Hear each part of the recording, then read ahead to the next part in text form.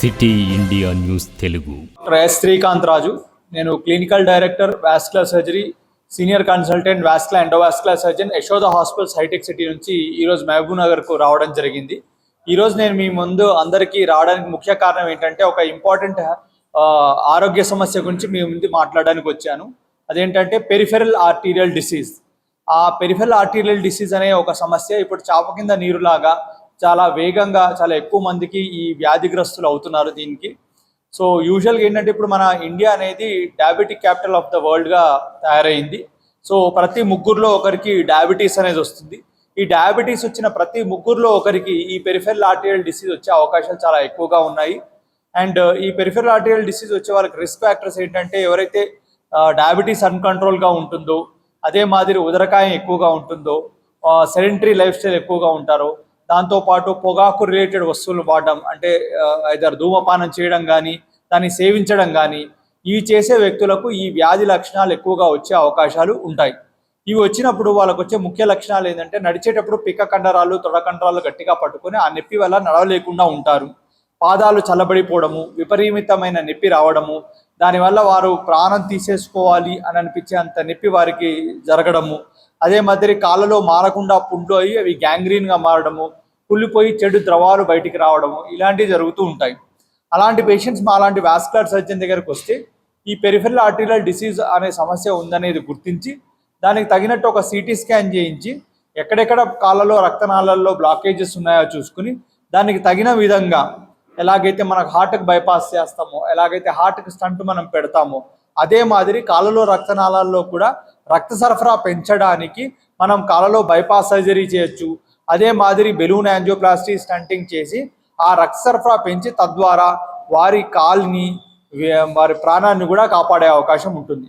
మీరు చాలాసార్లు వినే ఉంటారు, షుగర్ పేషెంట్కి ఒక చిన్న పుండైంది, వేలు తీసేశారు, దాని తర్వాత అది కాలు తీసేసే వరకు వెళ్ళింది, ప్రాణం పోయే పరిస్థితి వరకు వెళ్ళిందని వినుంటాం.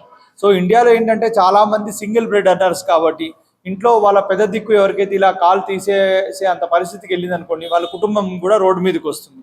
మహబూబ్ నగర్ నుంచి కూడా మాకు రెగ్యులర్గా ఇలాంటి పేషెంట్స్ మా దగ్గరికి రావడం వల్ల వారు ఒకసారి మాకు ఇలాంటి వైద్యాలు ఉన్నాయని తెలియక మేము చాలా అంటే పాదంలో అన్ని వేళ్ళు అలాంటివి తీయాల్సిన పరిస్థితి ఒక 4-5 పేషెంట్స్కి వచ్చాయి. వాళ్ళు మాకు రెగ్యులర్గా ఇచ్చిన ఫీడ్బ్యాక్ ఏంటంటే దీని గురించి మనకు ఎక్కువ అవేర్నెస్ ఉంటే ఇంకా బెటర్గా ఉంటుంది, కాబట్టి ఒకసారి మీరు మాట్లాడితే బాగుంటుంది అన్నారు. కాబట్టి ఈరోజు నేను మీ ముందుకు వచ్చి ఈ విషయాన్ని చెప్పడం జరుగుతుంది. అంటే ఈ యొక్క వ్యాధి మళ్ళీ రాకుండా ఉండాలి అంటే ఒకటి షుగర్ ప్రాపర్గా కంట్రోల్లో చేసుకోవాలి. అదే మాదిరి వారికి physical activity other walking, jogging, running, cycling, yoga ఇలాంటివి కూడా రెగ్యులర్గా పాటించాల్సిన అవసరం ఉంటుంది. వెయిట్ ఎక్కువగా గెయిన్ కాకుండా ఉదరకాయం లేకుండా ఉండడానికి ప్రయత్నం చేయాలి. ముఖ్యమైనది పొగాకు రిలేటెడ్ వస్తువులు ఏది వాళ్ళు టచ్ చేయకూడదు. ఎలాగైతే మనకు స్మోకింగ్, మనకు టొబాకో చూయింగ్ ఉంటుందో లేదా గుట్కాలు ఉంటాయో ఇలాంటివి అస్సలు సేవించకూడదు. అంటే నడిచేటప్పుడు పిక్క కండరాలు తొడ కండరాలు బాగా పట్టుకొని ఆ నొప్పి వల్ల మనిషి నడవలేనంత స్థితికి వెళ్ళిపోతాడు. అది ఇంకా ఫర్దర్గా ప్రోగ్రెస్ అయితే భరించలేనంత నొప్పి పాదాల్లో రావడము, కాళ్ళు చల్లబడిపోవడము ఇలాంటివి అవుతాయి. ఇంకొంతమందికి ఇంకా ఎక్స్టెండ్గా వెళ్తే గ్యాంగ్రీన్గా మారి వేళ్ళు నల్లబడిపోవడము, కుళ్ళిపోవడము, వాసన రావడం ఇలాంటివి జరుగుతూ ఉంటాయి. సో ఇవి వస్తున్నాయి అని తెలిసినప్పుడు మాత్రం ఇమీడియట్గా దానికి రియాక్ట్ కావాల్సిన అవసరం ఉంటుంది. ఎందుకు అంటే మన ఇండియాలో ఎలా ఉంటుంది అంటే మన తెలుగు రాష్ట్ర ప్రజలు కూడా చాలామంది కూడా మనం బంగారాన్ని ఖర్చు పెడతాం, బట్టలు ఖర్చు పెడతాం, బండి కొంటాం, బర్త్డే పార్టీ చేస్తాం, కానీ వైద్యానికి వచ్చేసరికి ఫస్ట్ ఏది దగ్గరగా ఉంటుంది, ఏది ఇమీడియట్గా అయిపోతుంది అని చూసుకుంటారు. కానీ ఏది దీనికి సరిపోతుంది, ఏది చేయడం ద్వారా దీనికి ఎక్కువ బెనిఫిట్ వస్తుంది అనేది మాత్రం చాలాసార్లు తెలియకపోవడం వల్ల వివిధ చిన్న హాస్పిటల్స్లో ఎక్కువగా తిరిగేసి వారు మా దగ్గరకు వచ్చేసరికి చాలాసార్లు ఎలా ఉంటుంది అంటే ఫైనాన్షియల్గా డ్రైన్ అయిపోయి ఉంటారు పాపం. సో ఇంకోటి, ఒక పేషెంట్ యొక్క కాలి గోర్ని తీయాలంటేనే మాకు చాలా బాధగా ఉంటుంది. అంటే అది కూడా కాపాడడానికే మేము ఉన్నాం.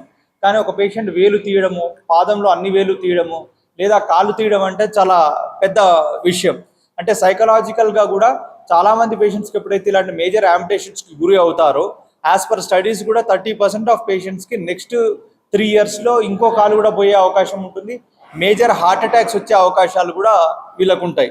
సో కాబట్టి కాళ్ళను మనం పోకుండా ముందు జాగ్రత్త చర్యగా దాన్ని కాపాడుకోవడానికి ఏ విధమైన చర్యలు మనం తీసుకోవాలి, అది ముందు నుంచే తీసుకుంటే అది బాగుంటుంది. ఎక్కువ వస్తుంది, కానీ షుగర్ కాకుండా కూడా ఎవరైతే ఈ స్మోకింగ్, టొబాకో చూయింగ్ ఎక్కువగా ఉంటుందో వాళ్ళలో ఈ లక్షణాలు చాలా ఎక్కువగా వచ్చే అవకాశం ఉంటుంది. అంటే 30-40 ఇయర్స్లో కూడా ఈ యొక్క సిమ్టమ్స్ అనేవి మేము చూస్తున్నాం.